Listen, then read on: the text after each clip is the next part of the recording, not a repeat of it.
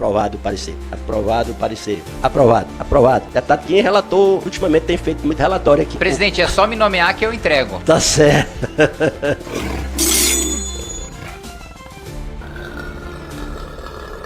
Se você já percebeu que aqui não é discursinho, que aqui é trabalho, é o maior número de relatórios, de projetos de lei aprovados e de relatórios e projetos de lei ruins, barrados. Se você se cansou de farsante populista, que é só videozinho, discursinho barato ou emendinha sendo inaugurada aí na sua cidade, então eu preciso da sua ajuda para continuar o meu trabalho. Clica aqui no link que você vai poder participar e ajudar, dar vaquinha para minha campanha. Declara aberta a presente reunião. Esse projeto do Coronel Crisóstomo dispõe sobre o endurecimento das penas aplicáveis ao crime de fraude eletrônica, a aplicação de prisão preventiva em caso de maior gravidade, a criação do Fundo Nacional de Ressarcimento às Vítimas de Fraudes e a adoção de medidas cautelares para a promoção da sociedade. Está dispensada a leitura do relator, deputado Kim Kataguiri, caso não haja manifestação em contrário. Em discussão, parecer do relator. Não havendo mais quem queira discutir, declaro encerrada a discussão. Em votação, parecer. Senhoras deputadas e senhores deputados que eu aprovo, permaneçam como se encontram. Aprovado o parecer. Item 5. Projeto de Lei 6261/2025 do deputado Wellington Prado, que acrescenta artigos à Lei 7.492 de 1986 para aumentar as penas e endurecer o combate aos crimes financeiros que tenham como vítima fundos previdenciários ou de pensão. É a chamada... Está querendo chamar de a Lei Faria Lima contra os crimes financeiros. Não havendo quem o subscreva, prejudicado o pedido. Está dispensada a leitura do parecer do relator deputado Kim Kataguiri, caso não haja manifestação em contrário. Em discussão, parecer do relator. Não havendo quem queira discutir, declara encerrada a discussão. Em votação, o parecer. As senhoras deputadas e senhores deputados que o aprovam, permaneçam como se encontram. Aprovado o parecer. Item 7. É o projeto de lei 1034 de 2020 do deputado Paulo... Como é que pronuncia isso aqui? Bengiston. Mais complicado que o meu nome, viu? Que acrescenta o inciso 4 do artigo 5º da Lei 8.866 para determinar que as compras promovidas pela administração pública recaiam sobre produtos caracterizados por baixo consumo de energia e atinentes à preservação de camada de ozônio que envolve a crosta terrestre e da outras providências. Está dispensada a leitura do parecer do relator deputado Kim Kataguiri, caso não haja manifestação em contrário. Em discussão, parecer. Não havendo quem queira discutir, declara encerrada a discussão. Em votação, parecer. As senhoras deputadas e senhores deputados que eu aprovo permaneçam como se encontram. Aprovado. O item 14, do deputado Penzetti, que institui o Programa Nacional de Apoio às Pessoas com Esclerose Múltipla. Está dispensada a leitura do relator, deputado Kim Kataguiri, caso não haja manifestação em contrária. Não havendo quem queira discutir, declara encerrada a discussão. Em votação, parecer. As senhoras deputadas e senhores deputados que eu aprovo permaneçam como se encontram. Aprovado. Deputado Kim, com a palavra. Deputado Kim, relator... Ultimamente tem feito muito relatório aqui. Vai disputar com a deputada Laura? Presidente, é só me nomear que eu entrego. Tá certo. Presidente, primeiro eu quero agradecer 3 relatórios aqui, em especial, que eu aprovei hoje. Primeiro em relação a...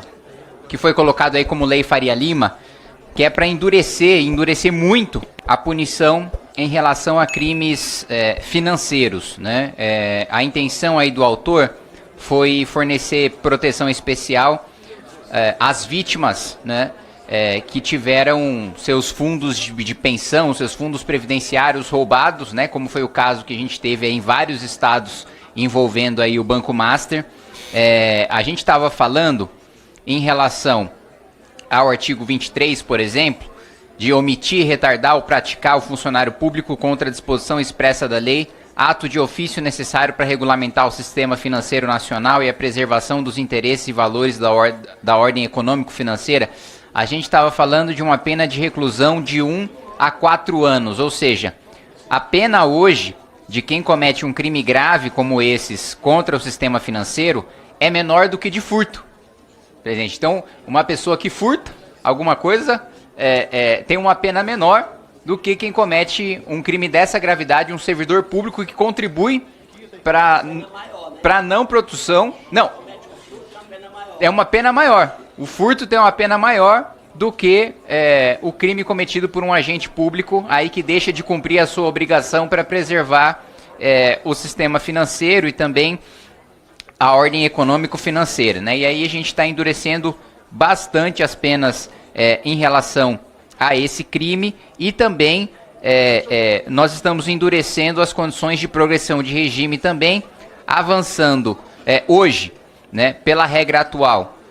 O crime admite livramento condicional, admite anistia, admite indulto, e a gente está passando aí a progressão de 70% da pena se o réu for primário e 90% quando for parte de organização criminosa, né? Então, se houver um atentado contra o sistema financeiro que for operado pelo PCC, pelo Comando Vermelho, por organizações criminosas, crime de colarinho branco, né, a gente passa a ter uma progressão, ele cumpre praticamente 100% da pena dentro da cadeia, passando de 90% quando ele for comandante de organização criminosa e 95% se ele for reincidente, né? Então eu acho que é uma resposta importante que essa comissão dá em relação ao escândalo do Banco Master, né, dentro das nossas atribuições.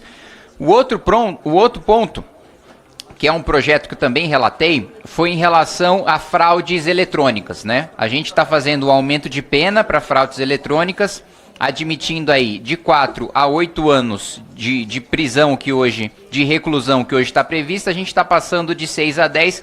Quando a gente aumenta a pena mínima deixa de ser 4, a gente também exclui, presidente, uma série de benefícios hoje processuais que podem ser concedidos segundo a pena atual e vão deixar de poder, no caso dessas fraudes eletrônicas, quando a vítima, né, ou um terceiro é induzido a erro por meio de rede social, contato telefônico, envio de correio eletrônico fraudulento, duplicação de dispositivo eletrônico, ou aplicação de internet ou qualquer outro meio fraudulento análogo, né?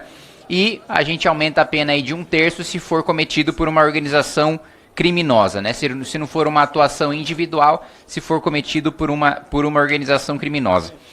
A gente também coloca que nos casos de fraude eletrônica, existe aí um novo inciso do 313 do CPP, que são as hipóteses de prisão preventiva, e a gente coloca que se tiver um prejuízo superior a 100 salários mínimos, isso torna-se uma nova hipótese de prisão preventiva. Então, tem um estelionatário preso em flagrante ou com provas muito robustas de que ele cometeu um estelionato aí de mais de 100 salários mínimos, que é uma quantia muito significativa de dinheiro, por meio dessa fraude eletrônica, o juiz agora tem o poder de decretar sua prisão preventiva, para além das situações que já existem hoje, de ameaça à ordem pública, da aplicação da lei penal, de você coagir testemunha, por exemplo, a gente adiciona uma nova hipótese de prisão preventiva.